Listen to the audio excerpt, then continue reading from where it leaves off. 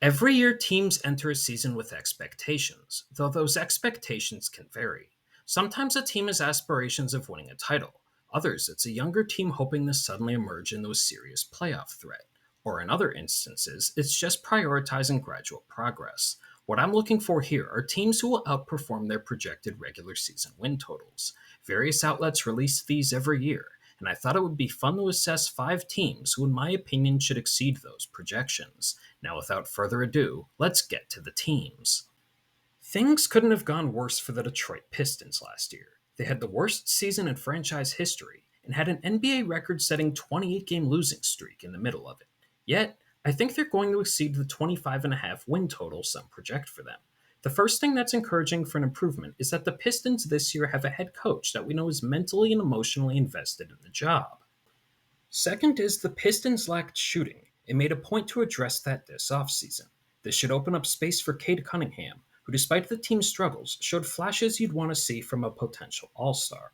Having stable veteran presences who can help take pressure off Cunningham, such as Tobias Harris, will help as well. I'm also expecting growth from Jaden Ivey, who inexplicably was in the doghouse for stretches last year, but will now be put in more settings that allow him to play to his strengths, and if this preseason is any indication, has appeared to make strides as an outside shooter. The Pistons are still young, but adding more shooting and proven NBA caliber players to a roster with a coach that's mentally engaged should help them clear this bar. The Hornets for some are a trendy pick to at minimum make the play-in the Eastern Conference. So much so, their projected win total has gone up since they were initially released. It's understandable to see why. LaMelo Ball was having a career year until it was shortened by injury, and Brandon Miller has the look of a future all-star. They also have a third capable scorer in Miles Bridges, and solid role players such as Grant Williams and Josh Green. That doesn't even mention rookie Tijan Salarn and young guard Trey Mann, who have both been receiving some buzz. Though here's my fear with the Hornets: injuries. This is a risk for every team, but Ball has played more than 51 games just once in his first 4 seasons. Then their promising center Mark Williams, who played just 19 games last year and is a defensive focal point, recently strained a tendon in his foot and could miss time. Despite that, I'll still take the Hornets to have more than 30 wins, as they have a promising young coach in Charles Lee, some all-star caliber talents, and in the East they'll have more games against younger teams who are in the early stages or just beginning to rebuild. The last 2 seasons have been rough for the Hornets, so hopefully this year can be a stepping stone for what could be a promising time for the franchise.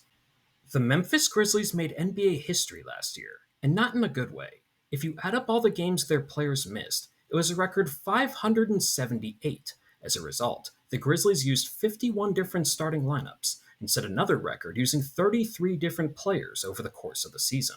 Unfortunately, injuries already started hitting the Grizzlies this offseason.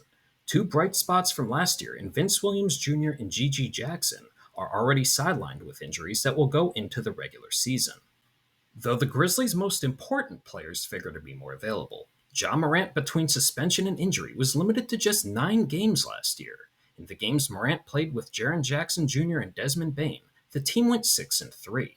There will be some changes in Memphis, such as rookie Zach Edey taking on a big role at center, though the team does have solid role players such as Marcus Smart, Luke Kennard, and a now healthy Brandon Clark who will be key factors. Health permitting, I like the Grizzlies to have more than 46 wins, as the team has shown in previous years between talent and coaching, they have a group in place that can succeed at a high level across the regular season. Despite all the questions and scrutiny they faced last year, the Phoenix Suns still managed to win 49 games.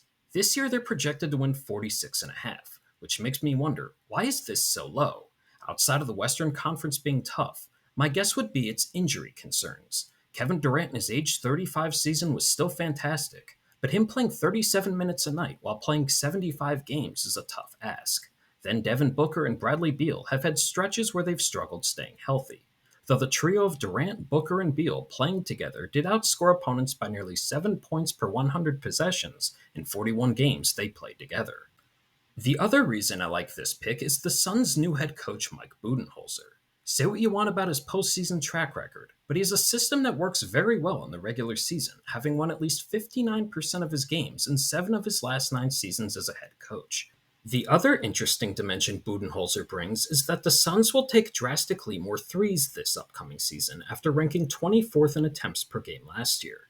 Between that and the Suns adding players such as Tyus Jones and some rookies who can become contributors, I think they're going to perform well, though the team is built to win now, and success will ultimately be determined by how they perform come playoff time.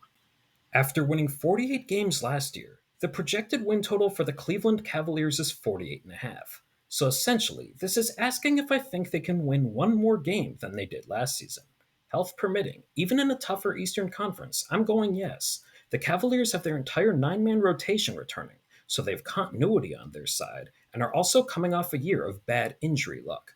The core players of the team, Donovan Mitchell, Darius Garland, Evan Mobley, and Jarrett Allen, played just 28 games together last season, and of those four, Allen was the only one who didn't miss at least 25 regular season games. Assuming the likes of Mitchell, Garland, and Mobley all play more, there's definitely a path for this group to crush their projection. Though this team is another one where management could determine success by what happens in April through June, even in an Eastern Conference that's become more challenging. With that, those are my picks for 5 teams who should exceed their win projections this upcoming season. If you had any thoughts or teams you feel could exceed their expectations, I'd love to hear them in the comments. We can analyze the projections for now, but it's only a matter of time before these games are going to have meaningful implications. If you made it this far, thank you, and if you enjoyed the video, don't hesitate to like and subscribe to stay up to date on my latest basketball analysis.